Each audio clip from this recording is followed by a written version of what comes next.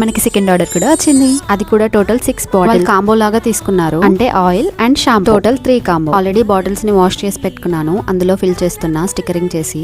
నాకైతే ఇలా ప్యాకింగ్ చేస్తుంటే చాలా హ్యాపీగా అనిపిస్తుంది. లైఫ్ లో ఇంత హ్యాపీగా ఎంత బిజీగా ఉంటే ఎంత బాగుంటుందో కదా. థ్యాంక్ యూ సో మచ్ నన్ను ఎంత ట్రస్ట్ చేసి అండ్ ఇలా నాకు ఆర్డర్స్ ఇస్తున్నందుకు. ఫిల్ చేయడం అయిపోయింది. ఇప్పుడు ప్యాకింగ్.